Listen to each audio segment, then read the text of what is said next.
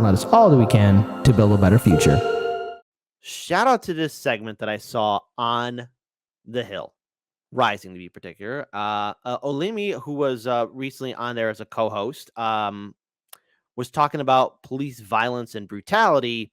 And let's just say she gave the Hill and everyone watching a true education on what is wrong with police brutality, corruption. I mean, we've seen it time and time again. Now, again, some of the videos that they will be playing here will be difficult to watch. I'm urging everyone to please put that into consideration. But let's check out this segment on The Hill. I think it's fantastic reporting and, more importantly, commentary that we're still talking about even now in this year, because nothing has fundamentally changed, especially under the Biden-Harris administration.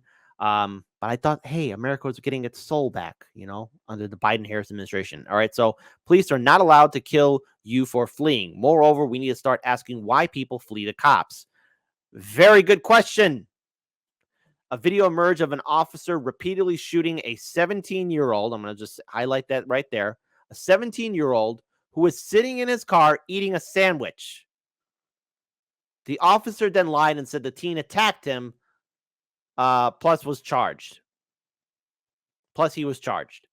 So there we go. So eating a sandwich, and the officer lied. Not the first time it's ever happened. What, an officer lying? Never. What? So let's play this video. Again, everyone, again, remember, the Democrats, especially under the Biden-Harris administration, gave a crap ton of money to police departments all across this country. But yet we were given a reason of why we couldn't have Medicare for all or investment into our infrastructure, but money for the police. We have money for war, money to bail out the banks, no money for the people. So fleeing from the police now, we could... I mean, this is what we had. I'm going to get John Oliver to get it.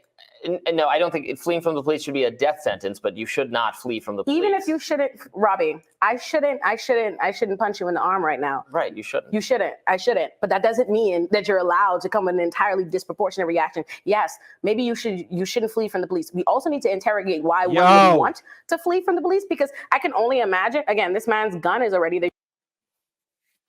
All right, so it's very interesting that, again, we see this escalation of force.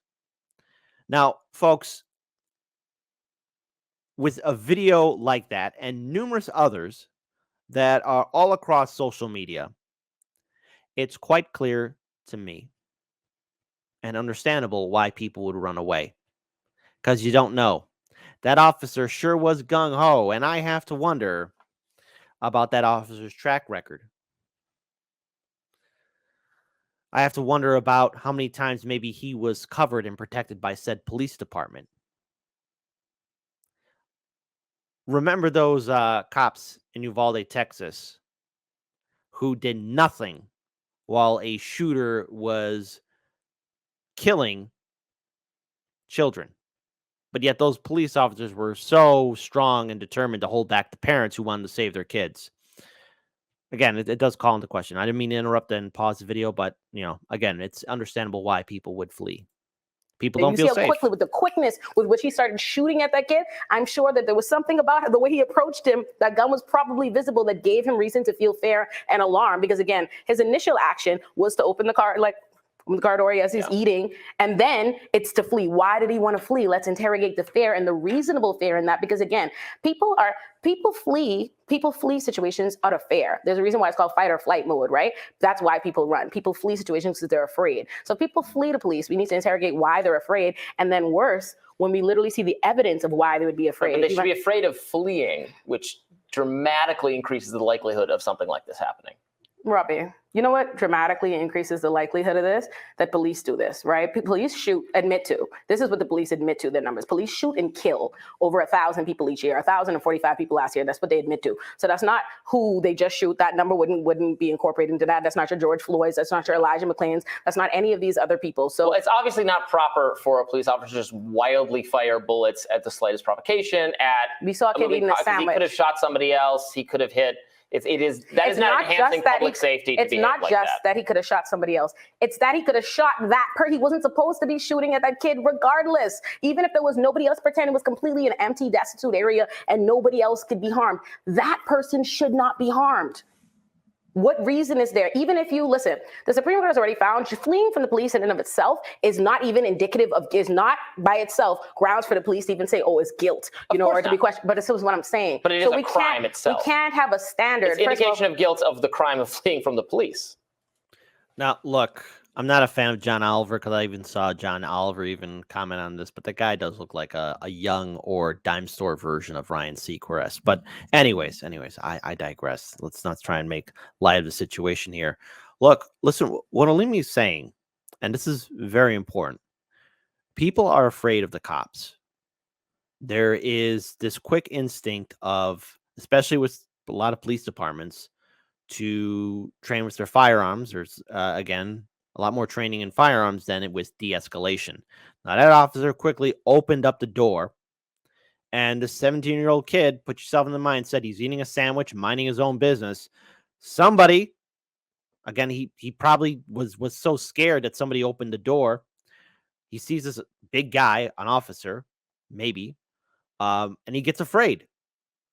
And he wants to run away from the situation. He got scared. It's understandable. I'm not going to sit here and talk like a tough guy. No, I'd probably be scared too. If that was me and somebody did that to me, I would try and drive out of that situation as fast as possible. Again, you have to wonder what the officer said to this young teenager. What did the officer say? How did the officer approach the situation? We're always going to forever wonder how this situation could have ended differently. But that officer quickly pulled out his weapon and shot and took at this young man. And the thing is, the way that officer was shooting, he wasn't even paying attention to what lies beyond what he was shooting at, because he could have hurt a whole lot of other people too. Fleeing from, so usually, Resisting arrest. there isn't an action. Resisting arrest, what we have to actually know whether or not there was any grounds to arrest. That's a whole nother legal analysis, right? Because we don't know anything about what he's even coming to come speak to this kid about, whether or not he even has legal standing to question him. What reason is he approaching the kid's car? We don't know any of that. So we can't say, oh, fleeing arrest, because we don't know whether or not there was a lawful arrest that could be made in the first place. Also, additionally, it's not fleeing from the police is not itself a charge or a crime. There is a charge called obstructing governmental administration. If we had some other lawful reason or something that we know that's going to happen. But right now what we have is the police officer behaving unlawfully. This right here is trying to kill somebody. You're literally shooting indiscriminately towards them. And then afterwards, your immediate actions is to lie on him and then have him charged with crimes. And now we don't know whether or not we'll charge the officer. There's nothing here to defend or mitigate, I don't think. Okay, but I agree, but Dude. This is where you say, I'm sorry, you pack up your laptop, and you walk off set because you're making you sound like a complete douchebag, all right? He is. Hey, he probably might be a reasonable guy right now, but listen, she is speaking truth to power right here. There's nothing defensible about the actions of this cop, what he did. He opens the door. Kid gets scared. Kid is eating a sandwich, gets afraid, drives off, and this officer starts shooting with the intent to kill. The intent to kill.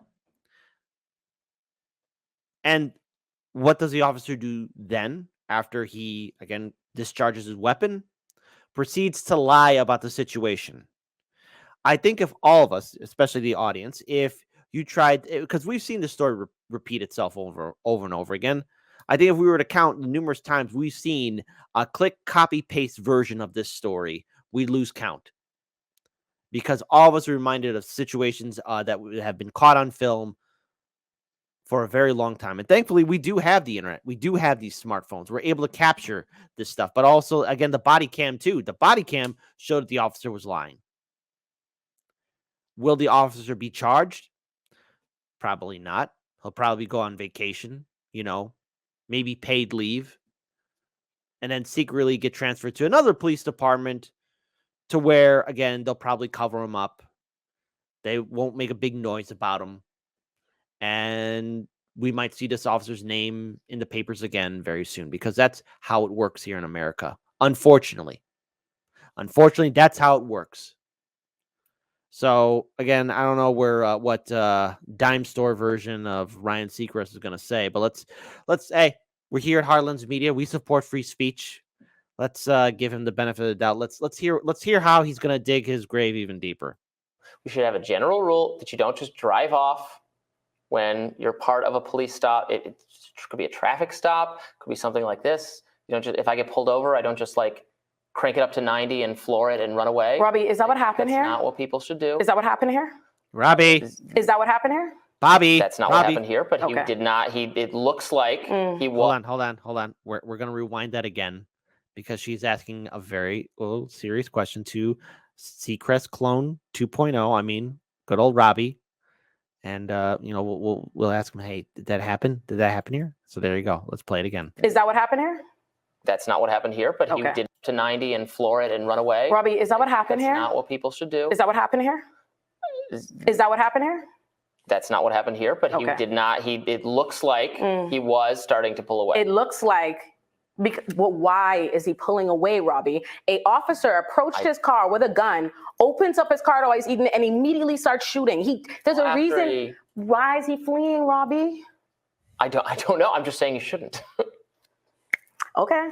I mean, but that is true. Robbie, I hear you. That doesn't remove, obviously, the responsibility of the police officer. There's a world. We have to live in a reasonable world. If you literally watch officers, we already know we live in this is a consistent thing, right? Like, I'm not making this up. An everyday reality in this country is that police shoot and kill someone every day. Not just shooting people, not just harming people, not just assaulting anybody, not just any level of police brutality. No. Police are shooting and killing people every day in this country. So there is a problem now when you look at a video and you cannot find unlawful activity from this kid. You see a kid eating a sandwich, police officers open up his car door and then immediately start firing. We have nothing that's been presented to us even after the fact. Think about it in a police narrative. They have yet to even present to you what were you approaching him for? What were you questioning for? What is he accused of? You haven't heard it because there probably isn't actually anything. For somebody to be charged with resisting arrest, there has to be. Well, I read this story and they said that the officer thought that was a car of someone he had tried to pull over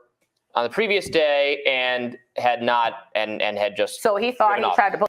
Okay, so in other words, the officer thought, didn't know, didn't ascertain the situation, didn't try and, scout ahead and figure out, hey, is this the same car or not? I mean, because after all, I know when police are doing chases and they're going after vehicles, they at least get the license plate down, the vehicle, what kind of vehicle model it is. I mean, the kind of color it is, what type. I guess that officer didn't do the proper police work and ran on assumption. And so probably this officer is so upset at said vehicle maybe getting out of his grasp, he goes into full-on steroid rage mode and sees this kid eating a sandwich. The kid gets scared, and then he shoots at the kid. Yeah. Wow. So the officer thought. He didn't really know. He just ran on assumption. He assumed. The bastard, the jagoff, assumed. Again, hey, not telling people how to do their jobs, but let's do a proper investigation into this officer's career and his arrest record and how he's handled other situations, because chances are we might find some more scummy things too. Just throwing it out there. Who knows if that's correct? We don't just uncredibly accept what we're told, but that is the justification given for this stop. Even if, again, it could be wrong, but that's the justification. First of all, and that's again not a thing. We need to again talk about the law. If we're going to talk about what you shouldn't do, let's talk about police behaving unlawfully. The police, that is not the law. Police are not allowed to think because I saw you on one day and I wanted to stop you, I didn't get to, or I didn't actually have anything I would charge you with, I didn't speak to, because I think I might have wanted to stop you the other day and I think I see you again, I can now approach you with no anything. No, that's literally not the law. That's not the law. I mean, but there's just, there is no law if there's no Okay. Yo, Robbie, you got no leg to stand on, buddy. Even Kyle Kalinski's mini legs are taller than you right now, okay? And that's not saying much. I want to give a shout out to one of our moderators, Edward Heller, who says, drones like Robbie want everyone to stop resisting, regardless of the actual justification of authority. So there we go. Eleanor says Robbie sounds like sheeple. Absolutely. And hey, Jesus says, I thought I saw a putty cat. Cops. There we go. Yeah, exactly. Exactly. And Ed E. Heller again says, stop talking, Robbie. Absolutely. And again, Eleanor says, police are the private military force for billionaires, Robbie. Pat Brannigan says there's no law, and the police who are supposed to be upholders of the law are lawless. And Dana Fairbanks writes, stay down, Robbie. Stop trying to get up. It's a total knockout. There you go. Enforcement of the law. Hold on. We're going to rewind this again to where we see, good old Robbie do a little stutter step. But there is no law if there's no enforcement of the law to some degree. Like I'm a libertarian. There's a lot that we enforce that I just don't think it should be illegal. I don't think it should be the law. And I want police to behave more responsibly and to be disciplined when they don't behave responsibly, as they frequently don't. But if we're going to have laws at all, and I think overwhelmingly most people think there need to be some laws, and thus there also then needs to be some enforcement of them, that you can't just what ignore. Laws are being, one, what laws are the police enforcing here? You've yet to find me one. But second of all, if you believe that police should be held accountable, these things should happen. If we are watching, we literally just saw a video with a teenager eating a sandwich, and then the police start shooting at him and his car repeatedly. And we're not having a discussion about that officer being prosecuted or what unlawful conduct he's committed. Well, we are having a discussion. We're having a discussion, but we are no. Robbie. Look, like I said, just get up, apologize to the audience, take your little laptop with you, your little coffee mug, walk off the set. Hey, I was wrong. I'm out. Bye-bye. And let her host the rest of the show, okay? Because obviously you're not bringing nothing to it, all right? God Almighty. He's trying to get up, but he's digging the grave even deeper. He's digging deeper, and he thinks he's digging up. We're not having the discussion about the officer's conduct. Instead, we keep talking about, the kid shouldn't have fled and what the kid did wrong. But we have yet to be able to identify anything actually illegal the child did. But we found several different, not just only illegal conduct on the part of the officer, but also violations of police policy and training of what they're taught. So the officer has been fired. Maybe he should be prosecuted. Not maybe. Public endangerment. If we were going to prosecute, Buddy, there's no maybe in this situation. The guy needs to be prosecuted. And again, shout out to the audience. They're saying he's a libertarian. By the way, look, I've spoken to a lot of libertarians. You're giving them a bad name, buddy. All right. I know. Hey, look, there's a lot of things I disagree with a lot of libertarians with, but you are giving a bad name to said libertarians, buddy. It's just like, how can you defend something this deplorable? Again, a 17-year-old kid. Hey, audience, all of you were once young, probably you had a chance to own, driving your first car. It's late at night, maybe you got back from work or from class or whatever, and you go to a store or a gas station, pick up a sandwich or whatever, and you just mind your own business. If some crazy individual who's probably maybe twice your size, looks beefed up, including with body armor on, opens your door and probably is assuming that you're somebody that got away from him earlier that day and maybe says something pretty scary or disrespectful or other kind of profane words, you're going to get scared. You're going to run for your life. I don't care who you are. I would get scared if I was in that kid's shoes. I would run away. I would be frightened. I would be scared. It's understandable. And the thing is, in America, this happens all the time, where we see these jagoff police officers abuse their power. And how many of them are ever really held accountable for their actions? Not a whole lot. They're usually quietly transferred. They're suspended with pay, and then the story dies down. And this is happening again under the Biden-Harris administration, where, again, the soul of America is supposed to come back. Nothing has fundamentally changed. the quickness with which this is the problem in a criminal system that holds everybody else to an entirely different standard than officers. If you were prepared to prosecute a child that was eating a sandwich because he fled the officer, if you were prepared to prosecute him, you should be prepared to prosecute the officer that you have on video shooting at him and that you know now he should be charged. It's not about just what he shouldn't do.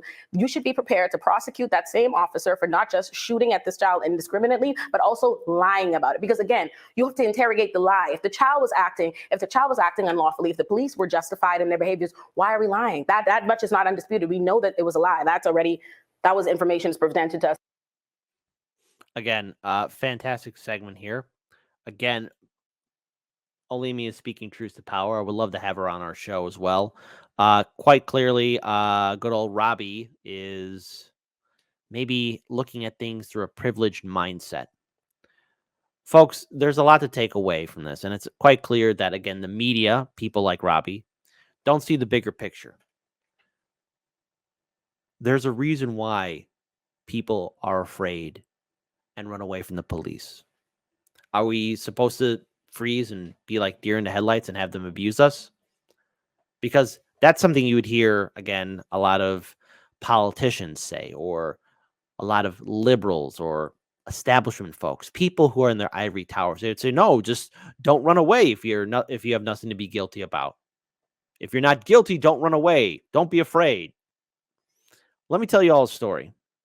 In 2018, Daniel Upker and I went to the Exoneration Project, where 16 black men were exonerated for crimes that they did not commit. For years, those 16 men had their lives taken away from them by 4 corrupt Chicago police officers. 4 corrupt Chicago police officers abused those men, took away everything from them. It's understandable why people flee, because if they're afraid, they're going to, because they've seen stories, they've heard from their friends, their family members, what happens to them.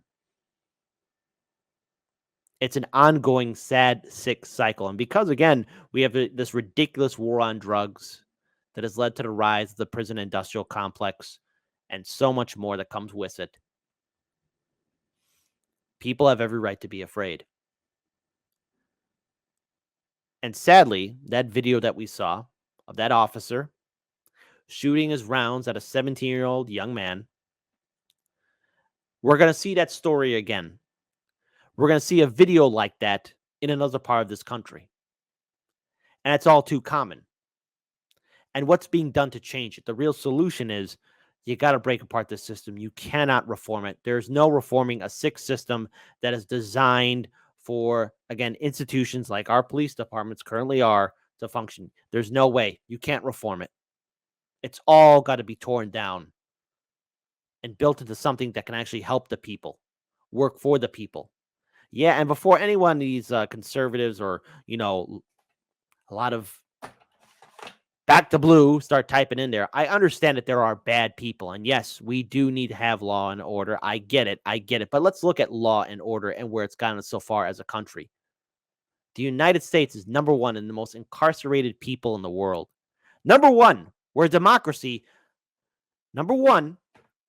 But we have more people behind bars. Why? Because, again, we have Democratic and Republican lawmakers that have continued on this ridiculous war on drugs. You have politicians that are profiting off of, again, the prison industrial complex, because the prison industrial complex lobbies at the state level and at the federal level. And because of this, you have police officers that abuse their power. And let's face it, under the Biden-Harris administration, they were more than happy to write a big old check to police all across this country. But you don't get clean drinking water, though. You don't have Medicare for all. You're not getting infrastructure. None of that. So Ryan Seacrest Jr., it's quite clear to me that maybe, you went over your head on this one. You're trying to talk, but what you need to do is stop talking and listen. Perhaps maybe clean out those ears of yours, and you'll see the bigger picture. So again, shout out to Olayemi, who is speaking truth to power. She's quite clearly somebody that I would like to have on the show. And more importantly, she needs to be back on the Rising again, but knowing the Rising and how it gets rid of, again, individuals that challenge truth to power, you know, the Rising can't handle her. You know, let's face it. She has a platform. I'm really happy to hear her speak out. And let's face it, she gave the audience a real lesson and a real education about why people flee. And there's no justification in that officer's actions. And as a final note for this story, it's going to repeat itself again. We're going to see another version of that video somewhere in this part of the country again. And nothing's going to change until we as people, as individuals, start demanding more. Start taking action. Because these politicians won't help us.